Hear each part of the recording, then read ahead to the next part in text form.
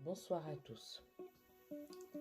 Alors, vu la difficulté rencontrée à nouveau pour émettre dans des bonnes conditions et surtout pour aller à la rencontre de Monsieur Venant Eli Abaga, oncle de Rinaldi Anderson Abaga Ngor, nous avons jugé utile de vous partager cette vidéo dans laquelle Monsieur Venant explique tout ce qu'il y a eu, tout ce qui s'est passé depuis le 12 janvier 2020, date à laquelle son neveu, son fils, a été enlevé. Alors, je vous prie de rester attentif à cette vidéo.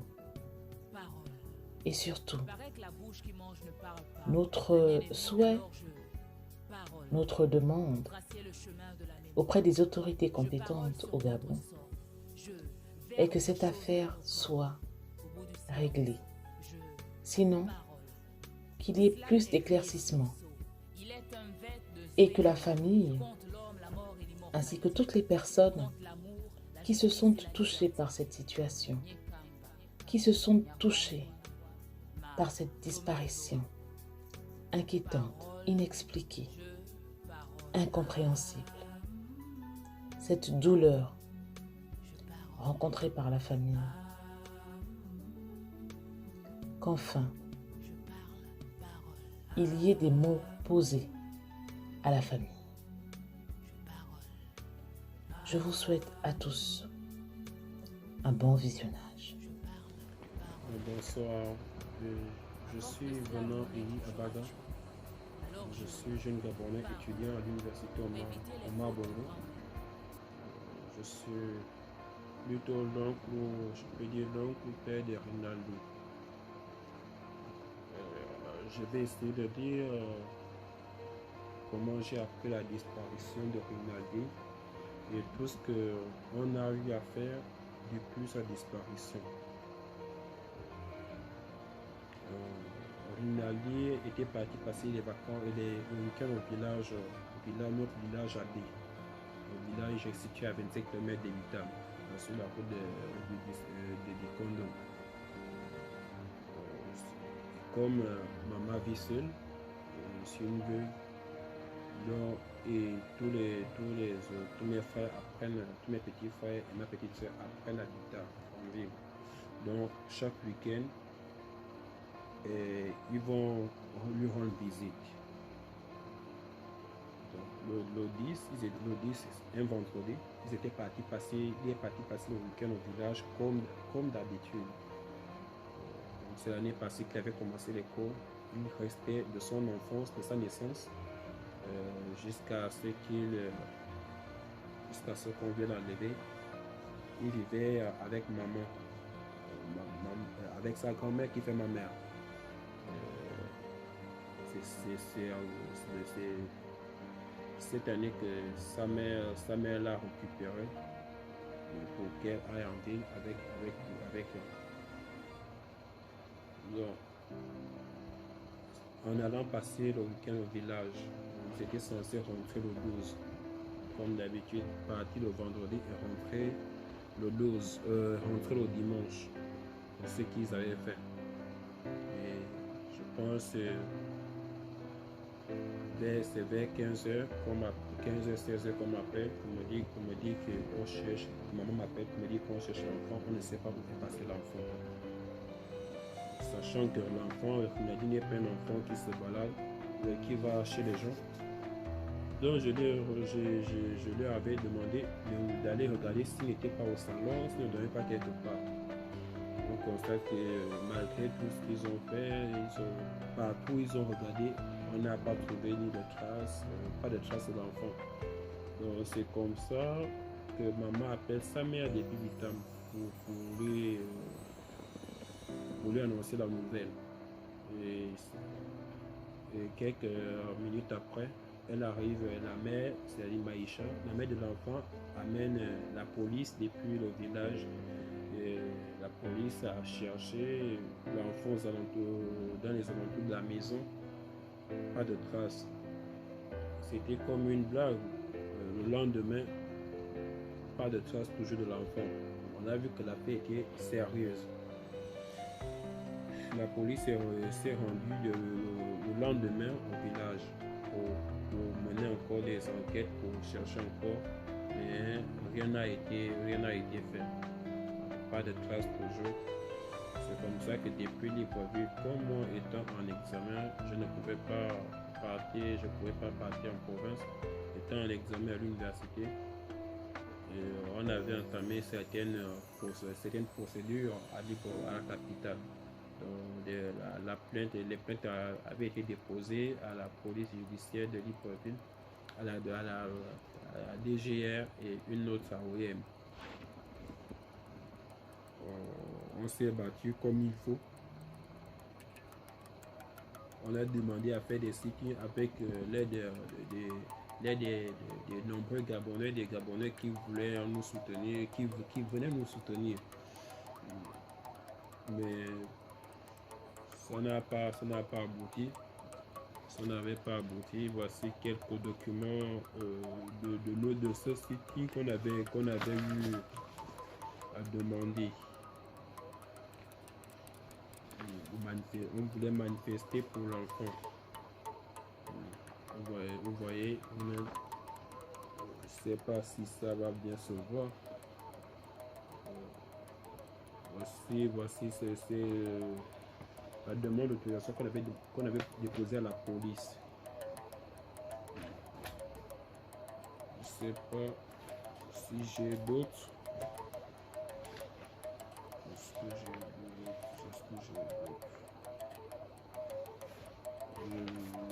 Celle du ministère de l'Intérieur. La demande du ministère de l'Intérieur. Voici. Je pense qu'il y avait aussi celle de la mairie.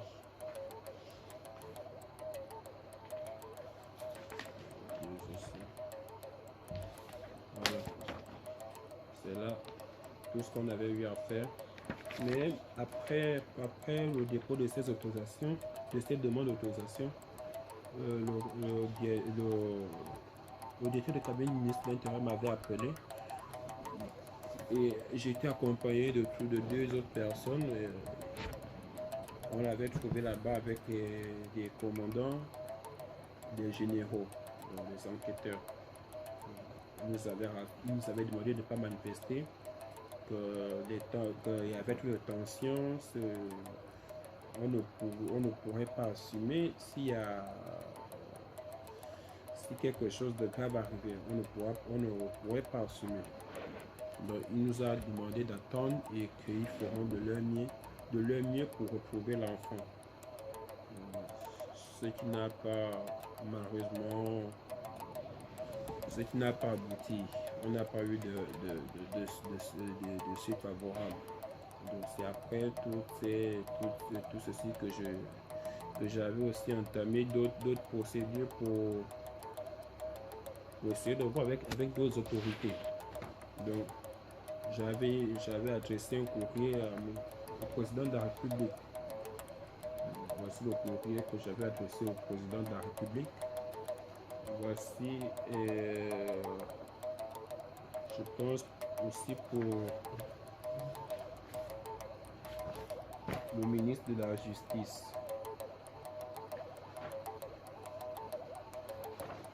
Là, c'est pour le ministre de la Justice. Voilà.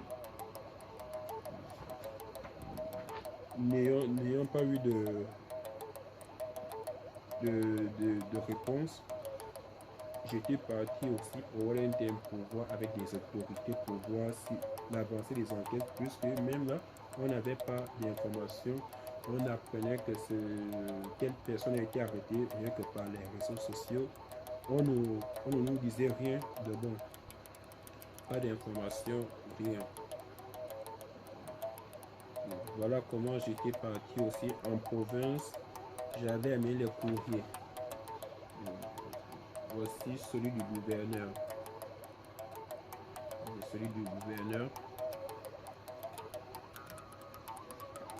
gouverneur de Wellington. Voici celui du préfet de Bitam aussi. On n'a pas demandé l'argent à qui que ce soit, on voulait juste que l'on nous dise où est l'enfant. Voici le courrier du maire de Bitam. Donc tout ceci porte ma signature. J'ai été sur le terrain depuis l'enlèvement de l'enfant et comme je le fais toujours jusqu'alors, je le fais toujours, mais on n'a pas eu de suite malgré tout ce qu'on a fait comme effort. Et je pense arriver aussi à Bitam, j'avais encore déposé une nouvelle plainte à la brigade des Boros pour qu'ils amplifient les enquêtes. On voulait qu'ils amplifient les enquêtes. C'est à mon nom. On a tout fait, mais c'était en vain. Et j'étais parti là-bas en mars. De mars à juillet, j'étais là-bas. J'ai fait près de 4 mois. Toujours, j'étais partout. Oyem, Bitam village, Oyem, Bitam village. C'est comme ça que je partais. C'est comme ça que je marchais. J'avais passé tout mon temps en province, voir la juge d'instruction, voir le procureur, voir des enquêteurs de Bitam. C'est tout ce que je faisais. Et en discutant avec eux, avec les choses que j'ai apprises, j'étais vraiment déçu avec des échanges surtout au niveau d'OIM à Bitam. Ça allait, ça passait. J'étais quand même informé par l'enquêteur. J'étais quand même informé. Il me transmettait certaines informations.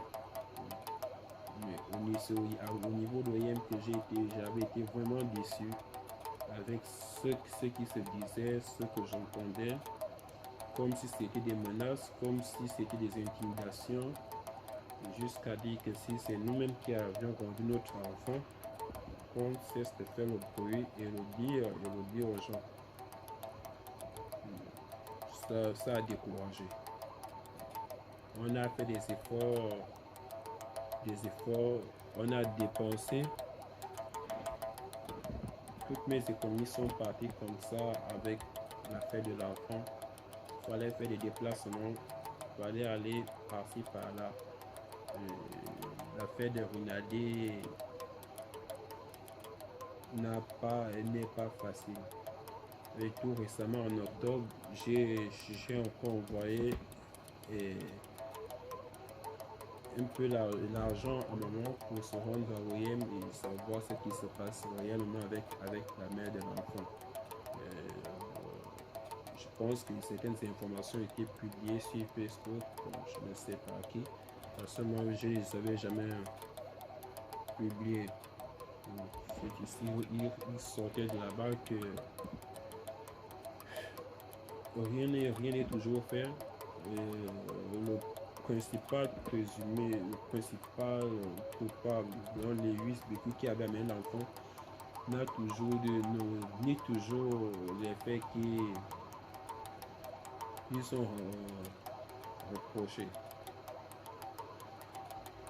Ni toujours des faits.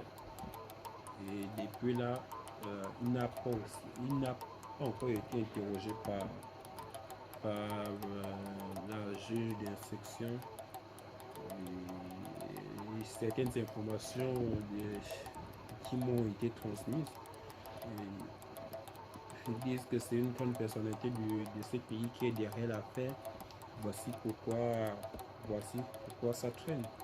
Même au niveau du Bitam, cela m'avait été dit. Et si cette affaire traîne, c'est parce qu'il y a une grande sont une personnalité derrière, ce qui fait que la fête de l'enfant soit étouffée.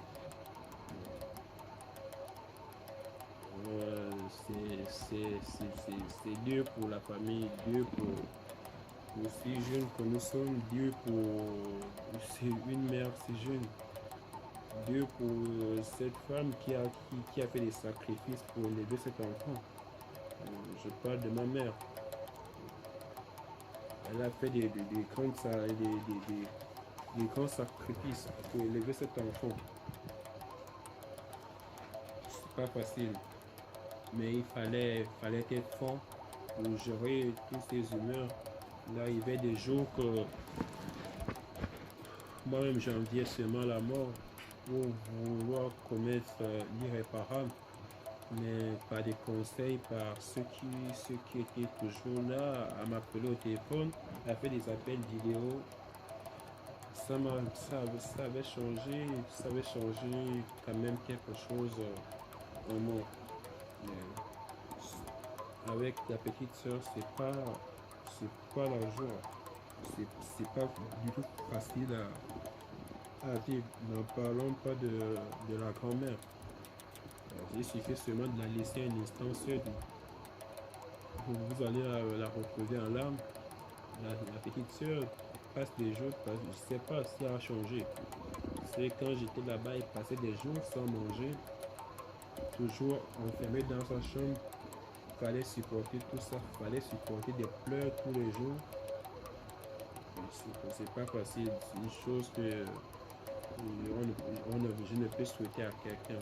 C'est décevant lorsqu'on voit que la justice ne joue pas son rôle. C'est décevant lorsque la justice n'est qu'un nom. S'il faut, je ne sais pas, si la justice est là pour tout le monde ou bien elle est pour certaines personnes. On voit que la justice perd vraiment sa puissance et elle perd son utilité dans la société, surtout au Gabon. On ne sait à quoi elle sert. On ne sait à quoi elle sert. Que faut-il encore faire pour que l'enfant soit retrouvé? Que faut-il faire de plus pour qu'on nous dise où est l'enfant? Si ceux qui sont censés nous dire la vérité, ceux qui sont censés nous protéger, je peux dire, sont contre nous. Parce qu'il se pourrait que le fait qu'on parle beaucoup et le fait de parler, le fait de dire certaines choses pousse à ce qu'elle qu'il soit aussi, je sais pas si je peux le dire, orgueilleux, et à ce qu'il se désintéresse. Mais c'est normal, si vous ne dites rien, si vous ne faites rien, comment veulent-ils que nous soyons calmes? Comment veulent-ils que nous restons comme si de rien n'était? C'est difficile. C'est difficile. La justice n'est que la justice gabonaise. Ce n'est que, je peux dire, si je peux le dire, un mythe. Ce n'est qu'un mythe.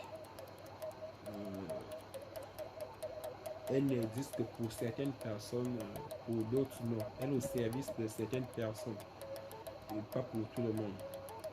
Pas pour tout le monde. Et c'est décevant. On essaie, on ne va pas se décourager, on va continuer de chercher l'enfant, mais c'est décevant de vivre, de le vivre.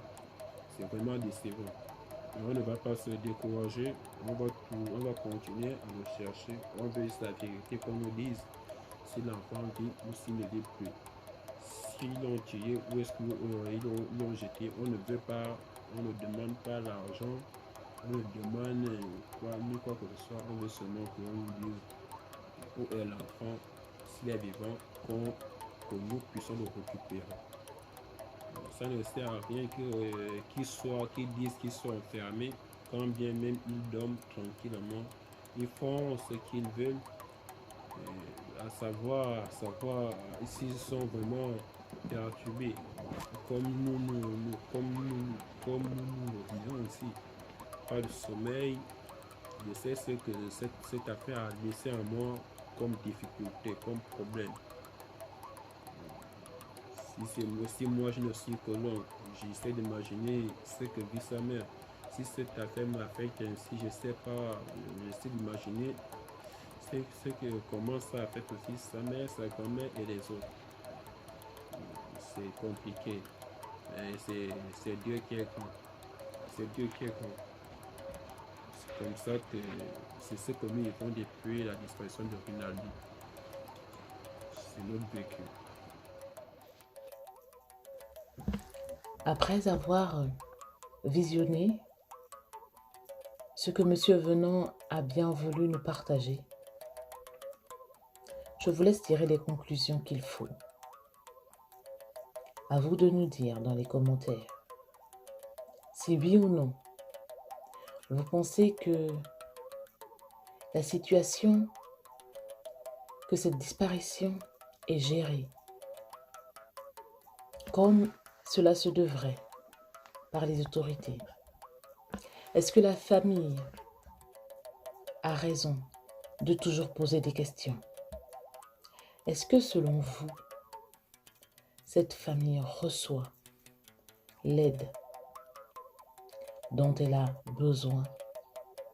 Est-ce que selon vous, vous pensez